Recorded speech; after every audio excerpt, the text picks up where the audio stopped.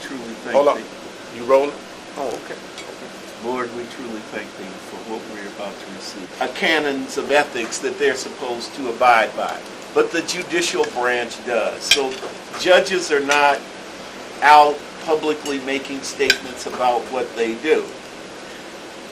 But that is not the case with the other branches of government.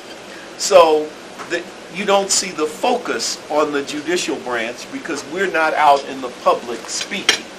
We are in our courtrooms making decisions that affect everybody.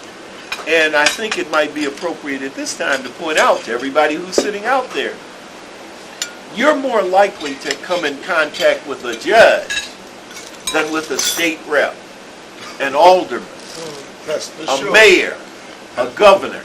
If you go to traffic court, you got to see the judge. Yep. If you go to eviction court, you got to see the judge. If there's a case, if there's a problem with your children, you have to go to juvenile court. If there's an allegation about a crime or you're complaining you've been a victim, you've got to go to criminal court. You're much more likely to have contact with a judge than with a person from the executive branch or the legislative branch. But I just want to remind you hold the power in your hands. You can decide who sits on that bench. I want to remind citizens about how much power they really have. In 2010, Quinn ran for governor. Quinn only won 2 counties. He won Cook County and a county downstate. If you don't understand that most of his votes came from Cook County, then you're sadly mistaken. If we can elect a governor, you can elect any judge you want, whether that's a circuit court judge, an appellate court judge, or a Supreme Court justice. You have the power in your hands. You elected a governor in 2010. You can elect a Supreme Court justice in 2020. So that is fine. Now I get it. I understand better the process. So now, explain to me on an everyday basis what it is that you do personally from your seat as a Supreme Court justice. This is what I do. Most of my time is spent making a decision as to whether or not an appeal from the appellate court gets to the Supreme Court. If you lose a case in the circuit court, you have an automatic right to go to the appellate court. If you lose a case in the appellate court, your right to the Supreme Court is not automatic. I'm going to repeat that. If you lose at the appellate court level, you do not have an automatic right to come to the Supreme Court. The Supreme Court has what's known as discretionary jurisdiction. Now, I think it's appropriate at this point in time for me to tell you something. No decision is made by the Supreme Court without 4 votes. I'm going to repeat that. It takes 4 votes. How many votes? How many? Yeah. There's 7 total votes, but it takes 4 for any decision to be made. If a case comes up and there are 3 votes to take it and 3 votes not to take it, and one person doesn't participate, we don't take that case. Can you give me a for instance? Is there any case that you can name that we might be familiar with that you can? Yes. That you had the opportunity to rule on. Yes. I think the case that everybody will always ask about is the Laquan McDonald case. In the Laquan McDonald case, Kwame Raoul, the Attorney General, filed a petition for writ of mandamus asking the Supreme Court to reconsider the sentence that had been imposed on Mr. Van Dyke. Now remember, I told you the Supreme Court doesn't have to take a case. 5 justices on the Supreme Court voted not to take the case. Case was over. What was your position? My position was one judge I was the only justice who dissented, and I said we should hear that case. Now notice, ladies and gentlemen, I only had one vote. That's why we have to try to keep the seat. I only had one vote. If I had had 3 more votes, we would have heard the case. Now I've already told you, you get to vote for 3 of the people who sit on the Supreme Court. I was the only one that dissented. I don't need to tell you how one person from Cook County did not participate. You need to go and check the record. You are in a position to make a decision. But the Laquan McDonald case makes the point. If I voted not to hear it, I voted to take it. Now, excuse me one second. Could you just briefly tell me what the Laquan McDonald case is? Just to remind me.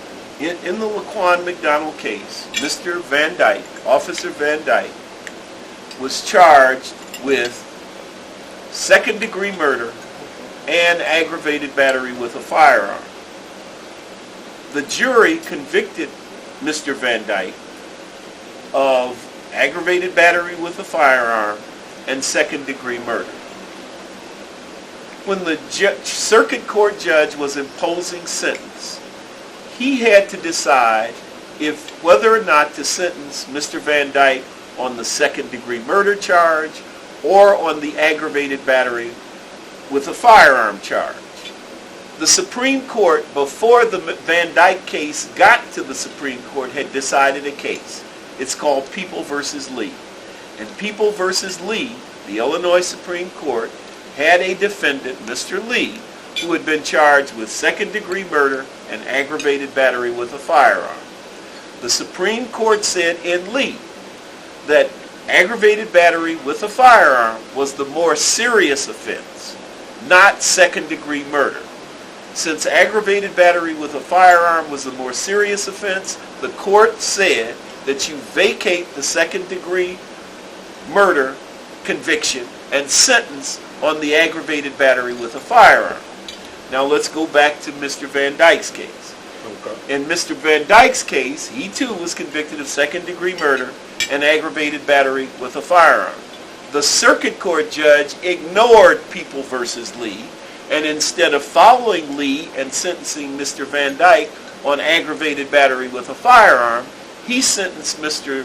Van Dyke on second-degree murder. That's why Mr. Van Dyke received an 81-month sentence. He did not follow Lee. And you see, my position on the Supreme Court simply was, we should follow Lee. That's precedent. We should play the game by one set of rules.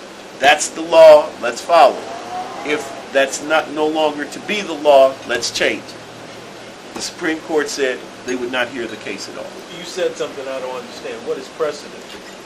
Those are cases that have been previously decided by the court.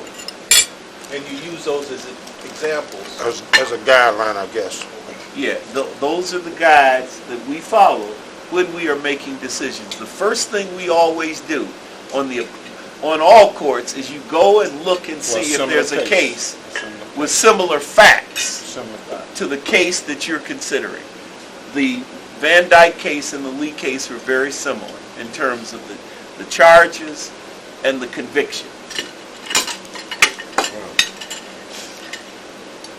That's interesting. Well, that's what you asked me what I do on a daily basis. That's pretty much what I do. I am considering cases that people want to bring to the Supreme Court. Another thing I do, though, is I have decisions that have been assigned to me that I write. I have 4 law clerks, and they assist me in preparing those written decisions. When I disagree with something my colleagues on the Supreme Court are doing, I write a dissent. Okay, you see, now what is a dissent? A dissent is an opinion where you disagree with the position taken by the court, where the majority has 4 votes and you don't agree with the decision made by the 4, then you have to write a dissent. If you agree with the decision made by the 4, you might write a special concurrence. In Van Dyke, I wrote a dissent. I thought the court was wrong not to follow People v. Lee. So your dissent is basically, it won't change the vote, But it just goes on the record that you That's right. disagree. You know, every judge has a record. The record is memorialized It's made in the public? decisions they make. Yes, it is part of the public record. It will always be there. Well, let me ask you this. Are you accessible? Could I come down to your office? Well, you can. It's better to call and get an appointment, but I'm a public official. The courtroom is always open. People can come in. The listening audience should understand we hear cases in Springfield, but I'm usually in Chicago when I'm not in Springfield. Yes, you can always get a tour of the court. So I No, can wait. bring my kids down there. You can.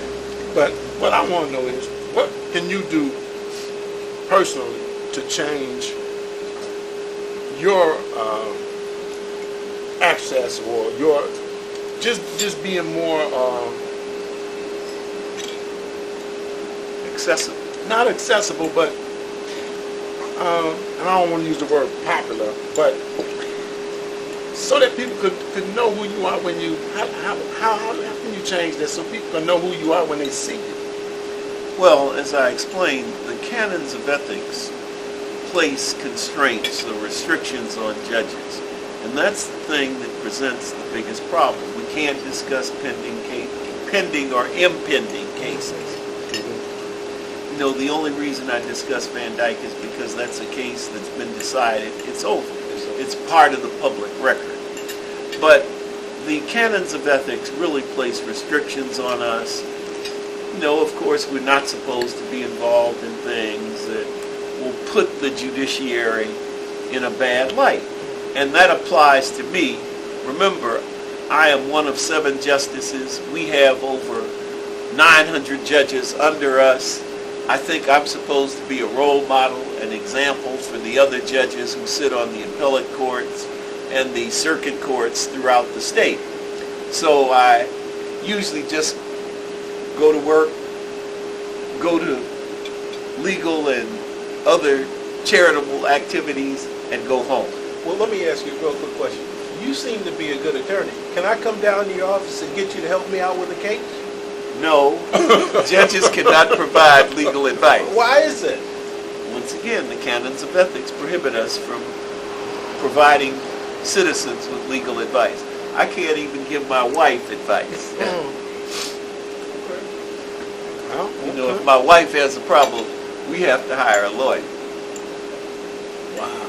But you are setting a new trend by having this breakfast with us, by participating in the survey, by making yourself available, by educating us, sharing the knowledge and the wisdom and the facts about what happens in the court system, how we have the ability and the power to make a reflection on those judge seats. Yes, it is that I am doing that. But what you have to understand is, since I've been a judge, I've always considered it my goal to demystify the court system. I have been inviting young people, kids, to my courtroom since I sat on the circuit court. I always have invited kids to the appellate court, and I have a policy of bringing the kids in and permitting those kids to actually sit in the seats the judges sit in. I do something else. I permit those kids to take pictures of themselves sitting in the seats, and I advise the kids that they cannot put them up on Facebook. But I take the kids into the courtroom, I let them sit in the seats, I take them back behind the courtroom to the conference room where the judges sit and deliberate and make decisions. I have not only done that on the appellate court, I've done it on the Supreme Court. On President's Day in February, I had 35 kids from the suburbs and from the city. As a matter of fact, it was a group from WVON. I invited them down for pizza with the judge. We had pizza. I had some men who had gotten off track to talk with these kids and counsel these kids. and they too got a chance to sit in the Supreme Court seats in the Supreme Court courtroom, once again in an attempt to demystify the legal system and the courthouse. Because, at the end of the day, I believe in succession. And I'm not going to be the last judge to sit on the Supreme Court. And I am out there looking for my successor. One day I'm going to be judged by that judge of judges. And when I'm called to that courtroom in the sky, I want somebody to replace me on the court. So I think it might be appropriate at this time to remind the viewers that one of the powers I have as a judge is to appoint people.